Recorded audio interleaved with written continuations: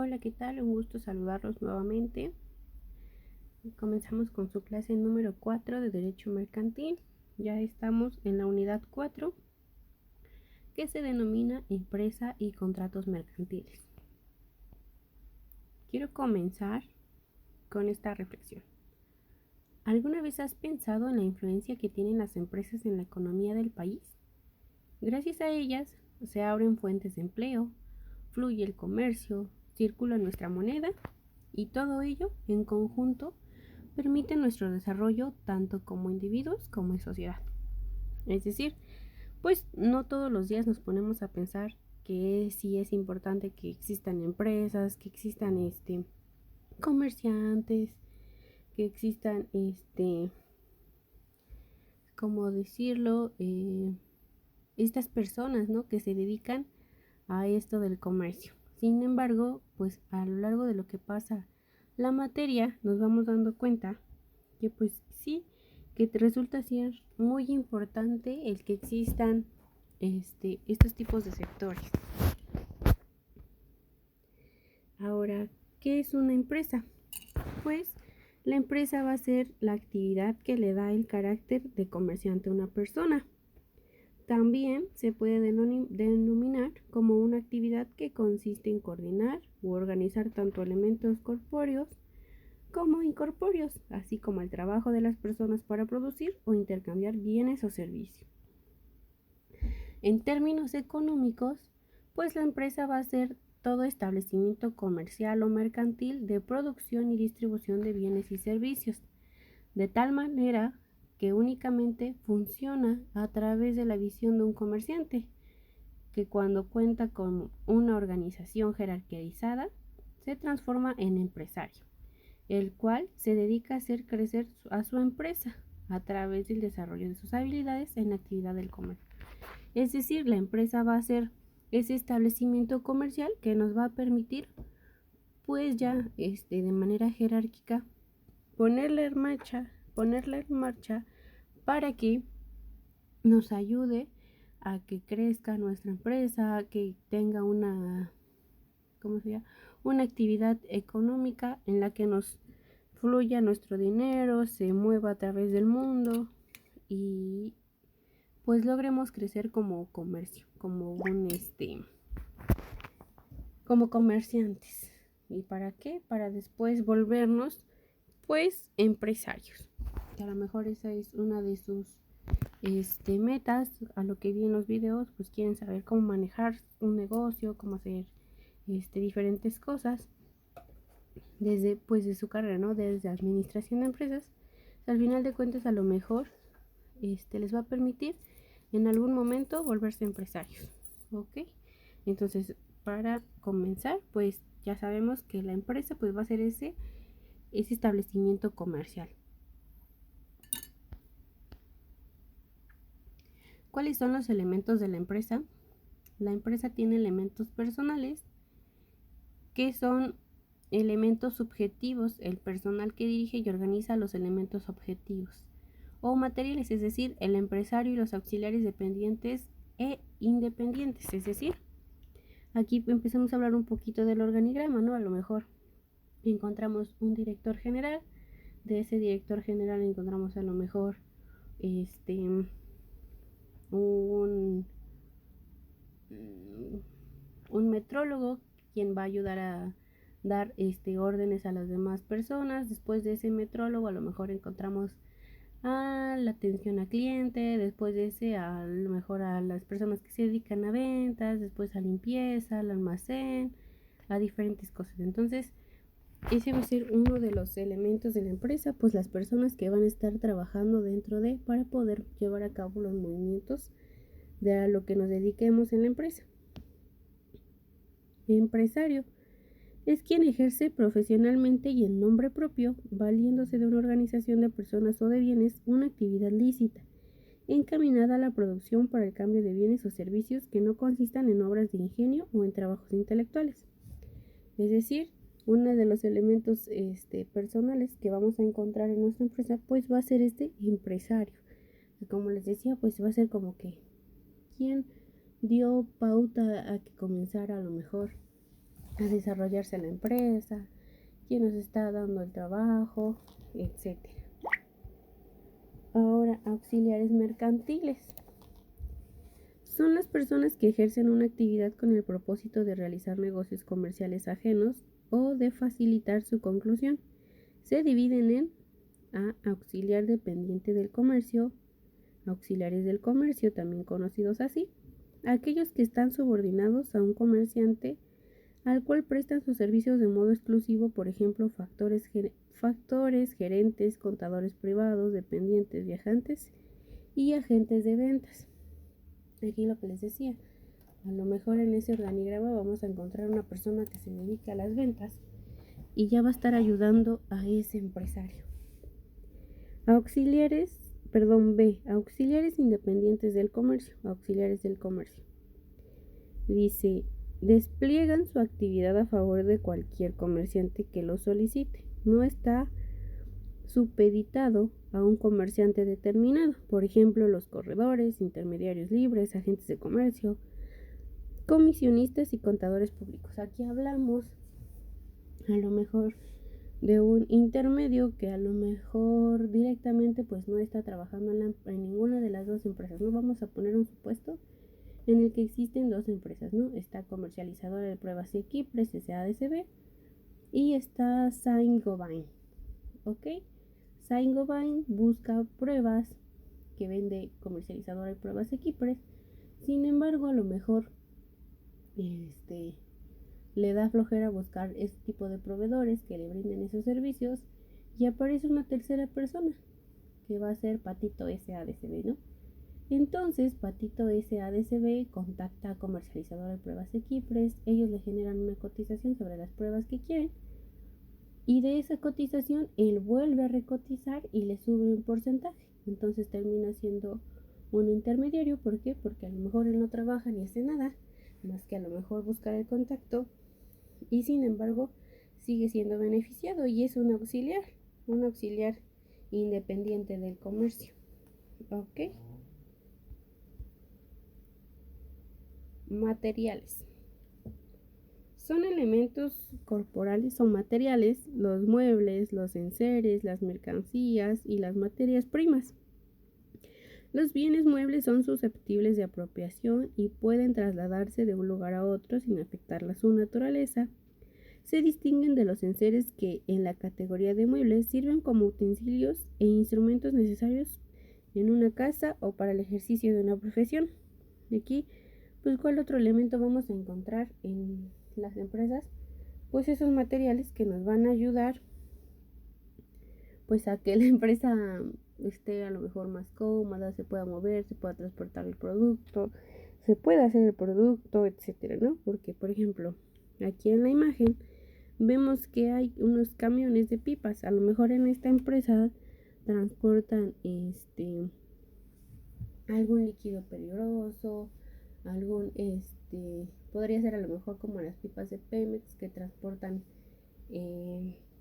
gasolina, diésel. Entonces se vuelve pues un material importante para la empresa. ¿Por qué? Pues porque sin este material pues la empresa no podría girar o dar a la venta de su producto. ¿Ok? Después encontramos la mercancía. Por su parte, la denominación de mercancía tiene diversas acepciones. Puede ser todo género vendible, es decir, cualquier cosa por la que se pague un precio justo para su adquisición. B. Es la cuenta de activos representativa del valor de las mercancías adquiridas por la empresa para su posterior venta. C. Es la cosa material u objeto cuya producción, transformación, distribución, utilización o venta es motivo de una actividad y trato comercial. Es decir, la mercancía pues creo que es muy fácil de comprender, pues va a ser eso que se va a vender, ¿no?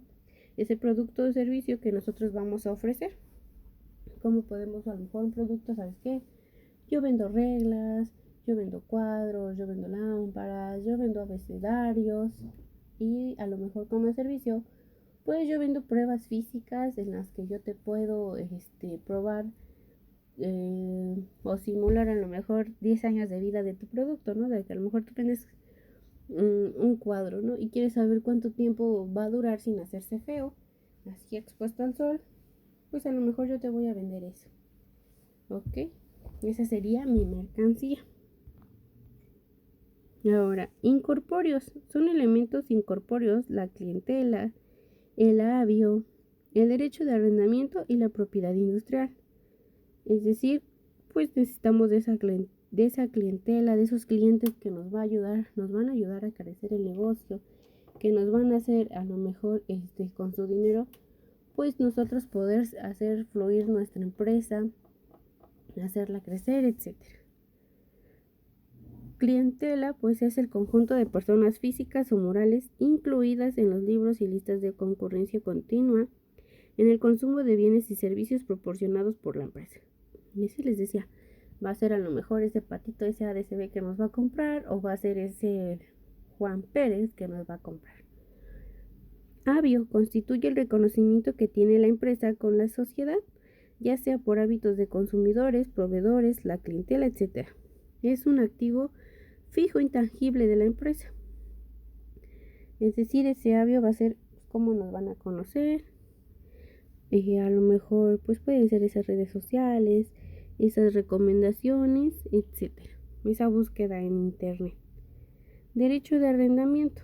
Sirve para que la empresa pueda cumplir con la necesidad de tener un local o establecimiento para mantener sus elementos corporales juntos. Consiste en la facultad de usar de manera temporal un bien de naturaleza mueble o inmueble. Es decir, cuando no tenemos un lugar propio, pues vamos a tener ese derecho a arrendar, en el que vamos a estar rentando, en pocas palabras, y pagando pues a lo mejor cada mes, cada 6 meses, de acuerdo a cómo estén nuestras posibilidades, pues una determinada renta en la que nos van a prestar el lugar para que nosotros podamos tener ahí a lo mejor nuestra empresa de cosméticos, ¿no? O nuestra empresa de globos, etcétera.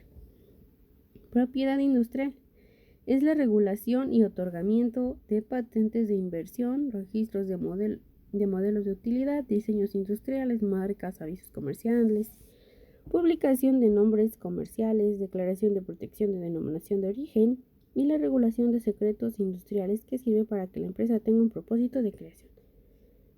Es decir, va a ser como que ese permiso en el que vamos a registrar nuestra empresa y vamos a poner a qué nos vamos a dedicar. Ese sería otro elemento. Ahora vamos a ver cuál es la diferencia entre negociación y sociedades mercantiles. Una vez que ya vimos pues los elementos de la empresa, su significado de la empresa, la importancia de la empresa, ¿ok? Dice, la diferencia radica en que la empresa pues es una unidad económica, como lo explicábamos desde un inicio, mientras que la negociación mercantil es la base física de la empresa. Hacemos un poquito de acercamiento. La negociación mercantil pues es ese conjunto de cosas y derechos combinados para obtener u ofrecer al público bienes o servicios sistemáticamente y con propósito de lucro. Es decir, la negociación mercantil, como su nombre lo dice, va a ser como que esa manera en la que vamos a entablar una plática en donde vamos a ofrecer nuestro producto a diferentes proveedores para obtener o ofrecer pues nuestros bienes y para pues obtener ventas. Ok, ahora, ¿qué es la sociedad mercantil? Pues es el presupuesto de la integración de la empresa que, como conjunto de individuos con un fin común, al celebrar un pacto de vinculación denominada contrato de sociedad, se ha comprometido a destinar bienes que forman parte de su patrimonio, aportando recursos de capital, esfuerzo y conocimiento a un fin ponderadamente de especulación comercial. Es decir, esta sociedad mercantil va a ser ese conjunto de personas, de individuos, que van a lograr a lo mejor con un determinado capital, con determinadas ideas, pues construir una empresa. Entonces, ¿qué define esto? ¿Qué lo diferencia, perdón? Pues que uno va a ser esa unidad económica, la sociedad mercantil pues también va a ser lo que se va a constituir, ¿no? En una sociedad anónima, bueno, las vamos a ver más adelante, sin embargo, pues al final de cuentas terminan teniendo una razón social, en el que a lo mejor ya sea una persona, ya sean dos o ya sean cinco, pues van a construir esa empresa. Y sin embargo, la negociación, pues es la base física de la empresa, ¿no? Como decir, un elemento importante que debemos de tener. ¿Por qué? Porque si no existiera esa negociación, pues no podríamos como que a lo mejor seguir creciendo, ¿no? Porque no vamos a poder ofrecer nuestros servicios, no nos van a poder conocer y se quedaría como que parado y varado en el olvido nuestro proyecto.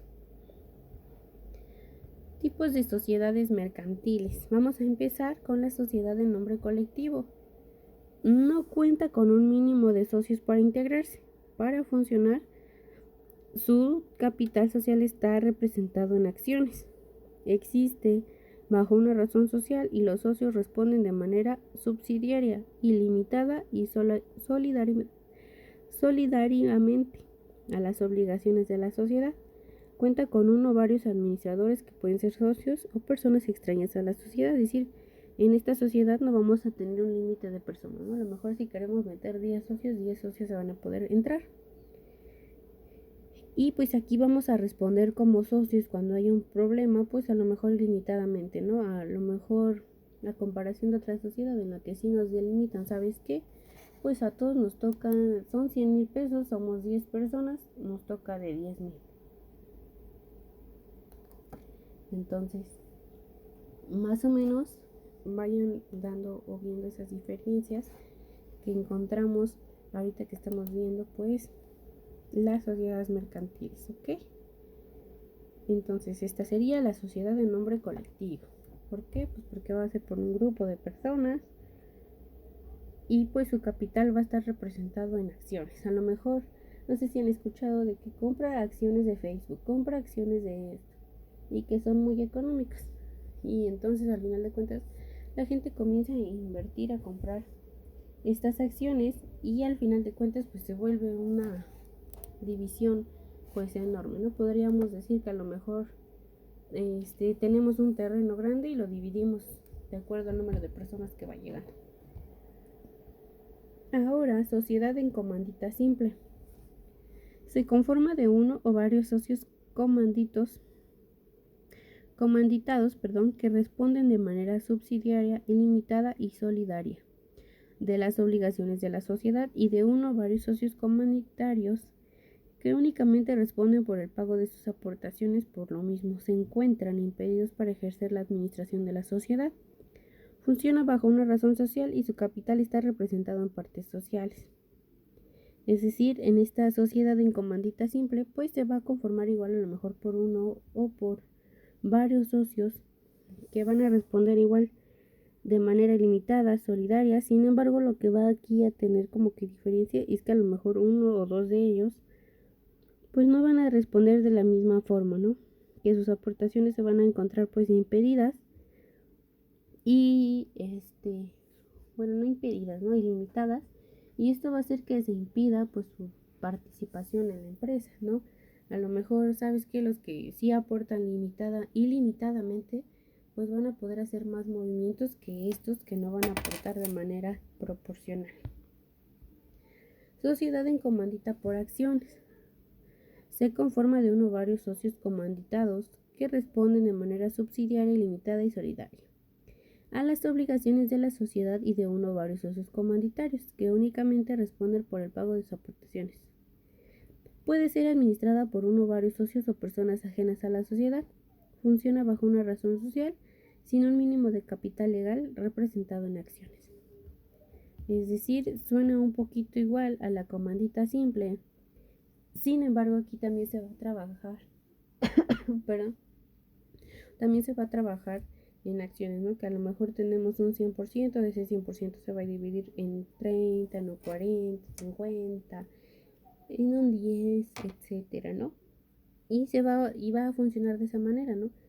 También sin un mínimo capital legal, es decir, si yo quiero comprar a lo mejor 2 acciones, pues nadie me va a impedir eso. Puedo comprar 2, 3, 5, 10 acciones, alguien puede comprar 4, alguien puede comprar 6, etcétera. Sociedad cooperativa.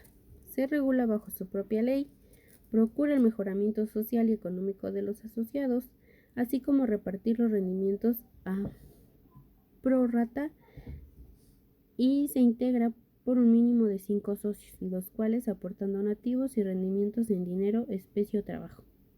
Funciona bajo una determinación social y su capital social está representado en certificados de participación. Se encuentra administrada por una asamblea general, un consejo de administración, uno de vigilancia y en comisiones especiales.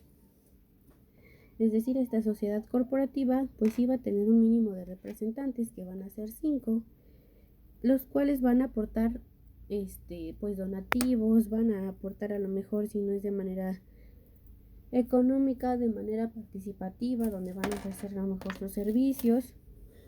También pues van a funcionar bajo una denominación social, una razón social, y también pues se van a administrar por una asamblea general, a lo mejor un grupo de personas en el que cuando se llegue a tener que tomar una decisión, pues van a tener que estar participando todos y decir, ¿sabes qué? A mí me parece, a mí no me gusta, a mí me conviene, etc. Ahora, sociedad de responsabilidad limitada. Existe bajo una denominación o razón social. Se integra con un máximo de 50 socios que responden únicamente por el pago de sus aportaciones y con un capital social dividido en partes sociales. Puede ser administrada por una o más gerentes en calidad de socios o personas extrañas a la sociedad. Es decir, aquí en esta sociedad de responsabilidad ilimitada, pues vamos a encontrar que para que exista, pues vamos a tener que ponerle una razón social como todas las demás. Sin embargo, aquí, a diferencia de las otras, pues vamos a ocupar 50 socios, ¿no? Estos socios van a tener a alguien que los administre, y este administrador pues puede ser algún gerente que ellos mismos elijan, o si no, pues una persona extraña ajena a la sociedad. Es decir, de esos 50 son una sociedad, pero si quieren poner a alguien más y que sea votado por todos, pues lo pueden hacer. Ahora vamos a encontrar la sociedad anónima. Se integra a partir de 2 socios cuya obligación se limita del pago de sus acciones.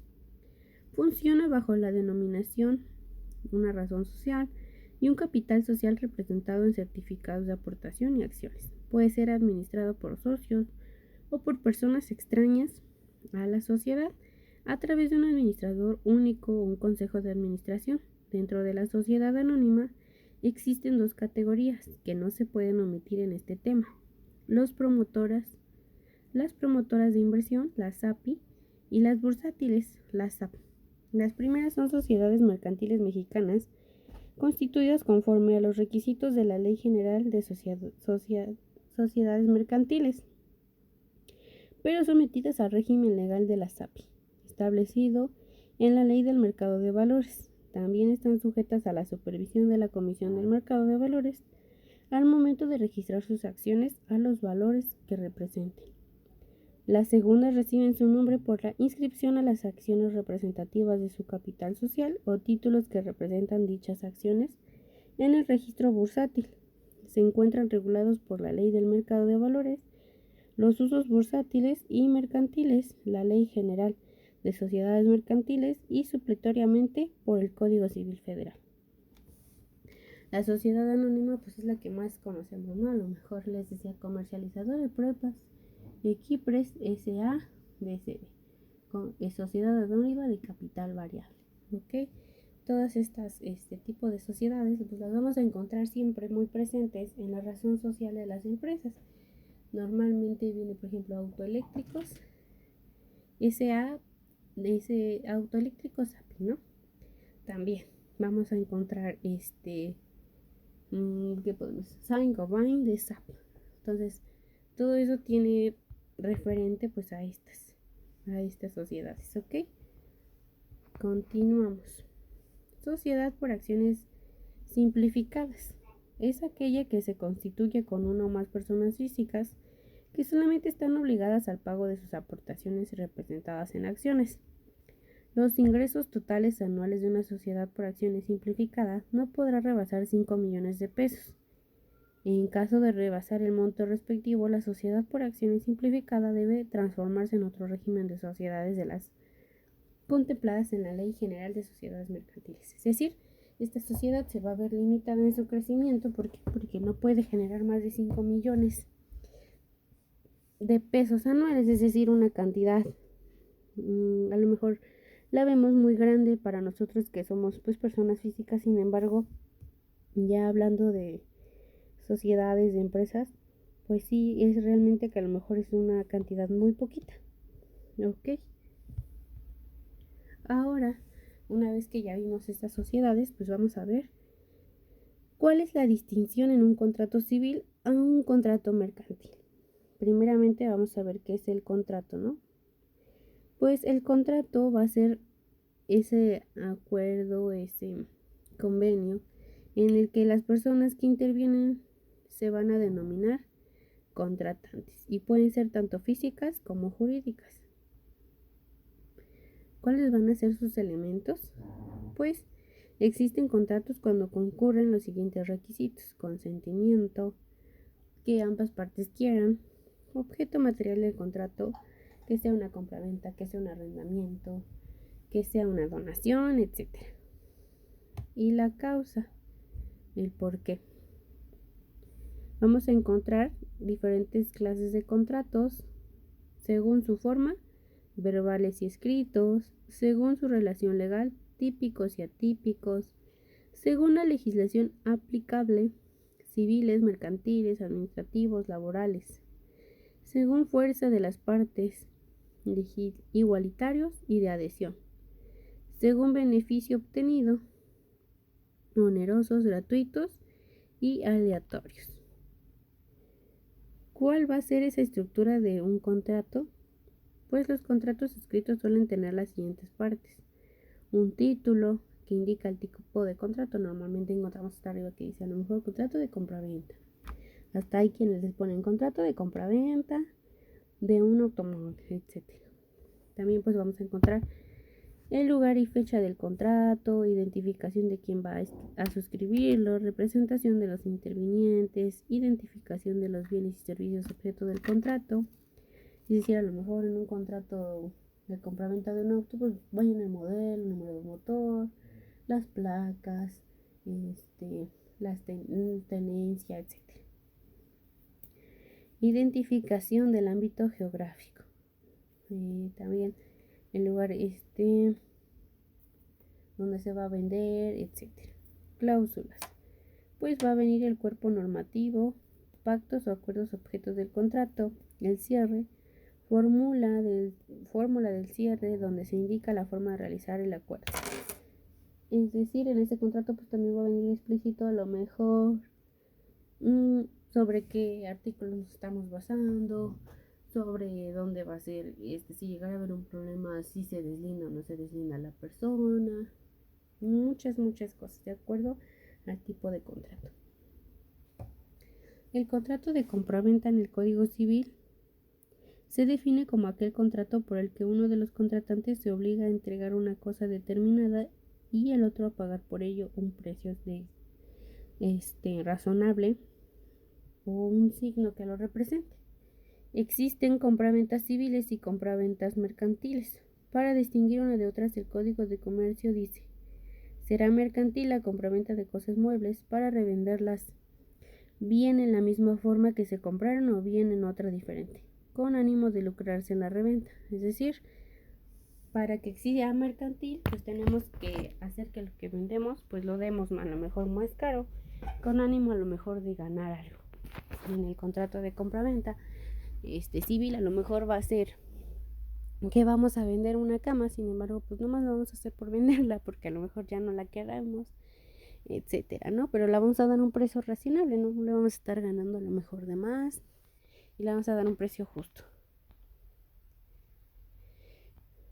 Diferencias del contrato civil. Puede ser sobre cosas muebles o inmuebles. Sin embargo, en el contrato mercantil, la compraventa es solo sobre bienes muebles. Es decir, nada más vamos a poder comprar algo que se va a vender, que se va a mover, perdón. Y en el contrato civil vamos a comprar algo que se va a mover y que no se va a poder mover. Una parte se obliga a transferir la propiedad de una cosa y la otra a pagar un precio cierto en dinero. Además de lo dicho en el contrato civil, en el mercantil existe una finalidad de lucro. ¿Qué les decía?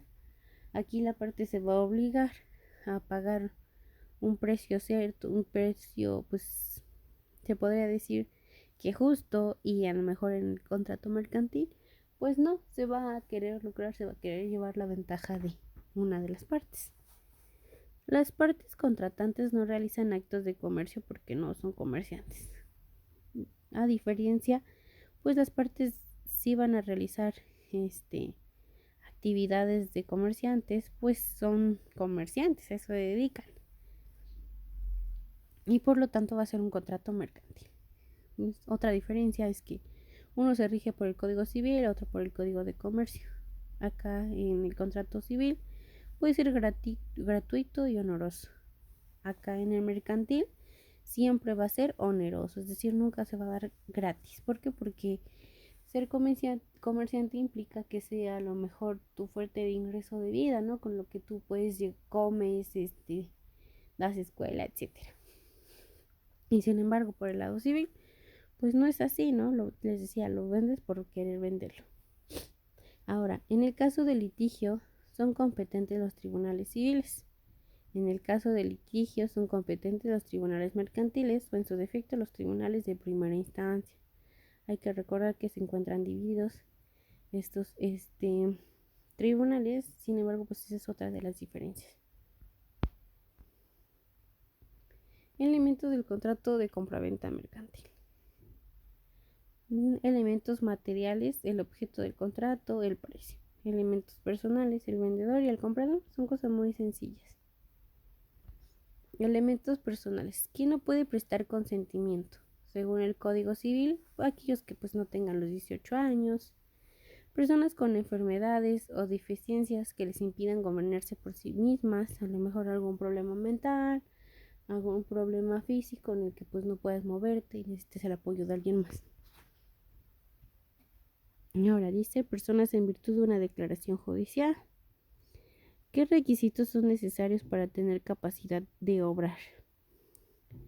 Según el Código de Comercio, ser mayor de edad o un menor, a lo mejor que todavía no cumple los 18 años, sin embargo, pues que ya no esté con su familia, ya se ha emancipado, ya se haya casado, ya haya tenido hijos, etc. No estar incapacitado judicialmente, es decir, en virtud de la declaración y que estar incapacitado, pues que a lo mejor se nos haya prohibido participar en un tipo de estas acciones. ¿Por qué? Porque a lo mejor lavamos dinero, porque hicimos un mal uso de ser comerciantes. ¿Quién tiene prohibido otorgar contratos de compraventa? Según el Código de Comercio, los menores de edad. Los tutores no pueden vender los bienes de personas que tutelan, es decir, si yo soy tutora de Renata, yo no puedo vender a lo mejor sus bienes muebles que dejaron sus papás. Los funcionarios públicos no pueden comprar los bienes que administran. Este es algo como que interesante. Normalmente en el SAT pues se da hacia lo mejor de la subasta, ¿no? Sin embargo, ellos no pueden comprar las mismas subastas. ¿Por qué? Pues porque estarían cayendo como que en que por estar adentro pues ya tienen mejores precios, etcétera. Ahora los jueces, magistrados y fiscales no pueden adquirir los bienes que están en el litigio. Les decía, si ellos están participando en el proceso a lo mejor de remate, de subasta, pues ellos no pueden comprar, ya que pues estaría tomando a mal esa compraventa. Elementos del contrato mercantil. Un contrato mercantil es aquel convenio que produce o transfiere derechos y obligaciones que recaen en materia mercantil. Es un acto jurídico, por lo tanto, se conforma de elementos de existencia y de validez para su alcance legal, a saber, las partes, personas capaces para contratar, el objeto o cosa en que recaen los efectos del contrato, el consentimiento, la manifestación de la voluntad de forma expresa por los contratantes. Es decir, si quiero, ¿sabes qué? Mi forma de manifestar que estoy de acuerdo, pues va a ser esa firma. Elementos de validez. Alguna formalidad en su caso de acuerdo a lo que requiera la ley respectiva, ausencia de vicios del consentimiento, los cuales pueden ser dolo, error, lesión, violencia y mala fe.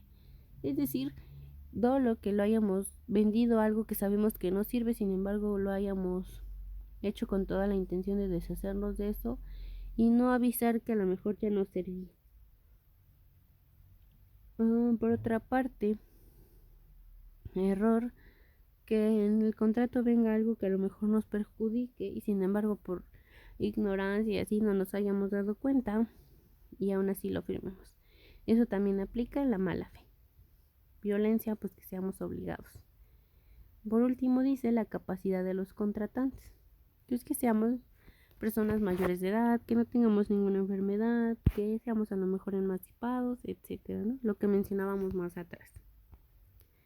Bueno, pues esa fue la clase de hoy. Fue un tema un poquito largo. Traté de resumirlo lo más que pude. Sin embargo, pues nos fuimos con la definición de una empresa, los elementos. Posteriormente, pues esa diferencia entre negociación y sociedad mercantil. ¿Cuáles van a ser esas sociedades mercantiles, esos tipos de sociedades? La distinción entre un contrato civil y un contrato mercantil. Los elementos de los contratos, las clases de los contratos, la estructura de un contrato. Vimos el contrato de compraventa, sus diferencias, sus elementos del contrato, los elementos personales, los elementos del contrato mercantil a nivel general. Y pues eso fue todo. De tarea se va a quedar desarrollar una presentación sobre las diferencias entre un contrato mercantil y uno civil. Ok, ustedes busquen el que quieran. Ahorita ya vimos el del contrato de compraventa, pues ahora ustedes busquen otro. Ok, pues sería todo. Muchas gracias, un gusto saludarlos, que estén bien, hasta luego.